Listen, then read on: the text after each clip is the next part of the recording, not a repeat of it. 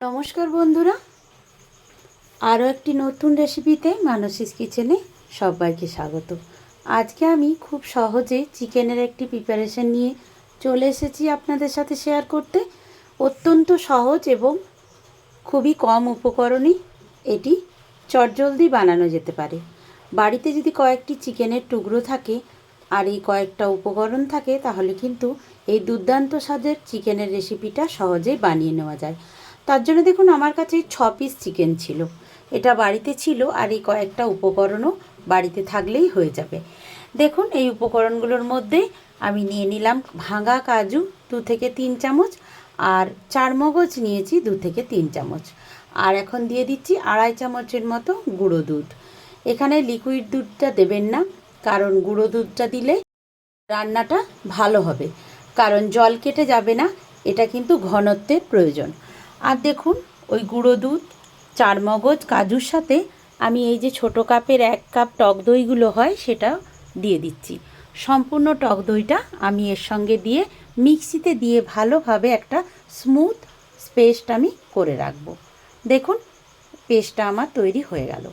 এবার এই বাটাটা আমি একটা পাত্রে ঢেলে নিয়ে আমি ওই মিক্সির জারে 1/2 ইঞ্চি আদা, 2টো কাঁচা লঙ্কা আর 15 থেকে 20 কোয়ার মতো রসুন বেটে নিলাম। আর দেখুন, এবার চিকেনের মধ্যে যে বাটাটা আমি বেটে নিলাম সেটা দিয়ে দিলাম, আদা, রসুন আর কাঁচা লঙ্কার পেস্টটা। আর দিয়ে দিলাম 1 চামচ গোলমরিচের গুঁড়ো। এই গোলমরিচের গুঁড়ো অবশ্যই দেবেন। আর যে বাটাটা আমি বেটে রেখেছিলাম, কাজু, চারমগজ আর টক দই আর গুঁড়ো দুধ, সেটাকেও দিয়ে দিলাম। এবার দিয়ে দিলাম সামান্য পরিমাণ চিনি, যেহেতু টক দই আছে পরিমাণ মতো চিনি দেওয়া খুবই দরকার। আর দিয়ে দিচ্ছি আর একটা বিশেষ উপকরণ, সেটা হচ্ছে কাসুরি মেথি। তার আগে দিয়ে দিলাম পরিমাণ মতো লবণ। লবণটা পরিমাণ বুঝে দেবেন। আর কাসুরি মেথিটাকে একটু ড্রাই রোস্ট করে নিতে হবে, তাহলেই খুব সুন্দর এটা ক্রিস্পি হয়ে যাবে আর হাত দিয়ে সহজেই গোড়ানো যাবে। দেখুন, হাত দিয়ে গুঁড়িয়ে দিয়ে দিলাম। এই কাসুরি মেথিটা কিন্তু অবশ্যই দেওয়ার চেষ্টা করবেন। এই গোলমরিচ আর কাসুরি মেথিটা দিয়ে দিলে এই রান্নার স্বাদ কিন্তু অত্যন্ত ভালো হয়। আমি এখানে তৈরি করছি স্টিম চিকেন বা ভাপা চিকেন। এবার দেখুন, খুব ভালোভাবে আমি মিশিয়ে নিচ্ছি পেস্টটার সঙ্গে চিকেনটাকে। এটাকে খুব ভালোভাবে মিশিয়ে নিতে হবে। আমি যেহেতু এক হাতে ক্যামেরা ধরেছি আর এক হাতে মিশাচ্ছি, তাই ভালোভাবে মিশানোটা যায়নি, তাই আমি অফ ক্যামেরায় ভালোভাবে মিশিয়ে নিয়েছি। এবার দেখুন, এটাকে আমি 5 থেকে 6 ঘন্টা ম্যারিনেট হতে দেবো ফ্রিজে রেখে। তারপর এটাকে বার করে নেব। যত বেশি ম্যারিনেট করে রাখবেন তত বেশি চিকেনটা কিন্তু সফট হবে। তাই বেশি করে ম্যারিনেট করে রাখার, বেশি সময় ধরে ম্যারিনেট করে রাখার চেষ্টা করবেন।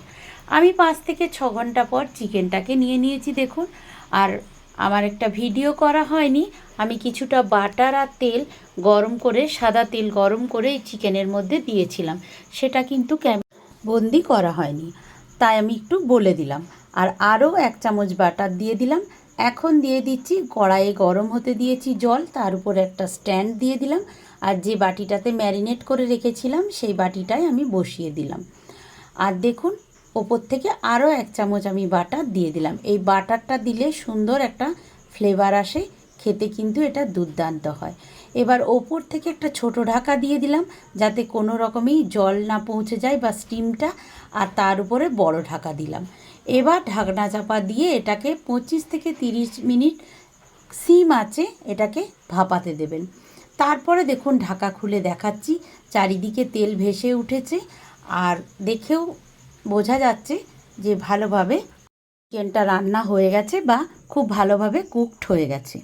এবার দেখুন, আমি একটু আপনাদের দেখাবো যে কতটা সুন্দর সেদ্ধ হয়েছে। আর তার আগে দেখিয়ে দিচ্ছি যে কেমনভাবে এটার ঘনত্ব হয়েছে। একদম বেশি পাতলাও হয়নি, আর এটা যে কোনো কিছুর সঙ্গেই খেতে পারবেন। দেখুন, আমি একটু ছিঁড়ে দেখাচ্ছি হাত দিয়ে চিকেনের টুকরোটা, কিন্তু এটা প্রচণ্ড গরম, তাই আমি ভালোভাবে দেখাতে পাচ্ছি না, তাও আপনাদের দেখিয়ে দিলাম যে কতটা সফট হয়েছে। এবার একটা পাত্রে আমি এটা রুটির সঙ্গে সার্ভ করেছি, তবে আপনারা চাইলে রুটি, পরোটা বা নান বা যে কোনো রকমের ফ্রাইড রাইস, বিরিয়ানি বা পোলাও যে কোনো কিছুর সঙ্গে এটা কিন্তু সার্ভ করতে পারেন। বাড়িতে কোনো অতিথি চলে এলেও এটাকে কিন্তু খুব চটজলদি সার্ভ করে দিতে পারেন। আর গরমকালে বেশিক্ষণ আপনাদের কাটাতেও হবে না আগুনের সামনে। এটাকে 25 থেকে 30 মিনিট স্টিম করে নিলেই রান্না একেবারে তৈরি হয়ে যাবে। আজকের মতো এই পর্যন্তই। কেমন লাগলো অবশ্যই কমেন্ট করে জানাবেন।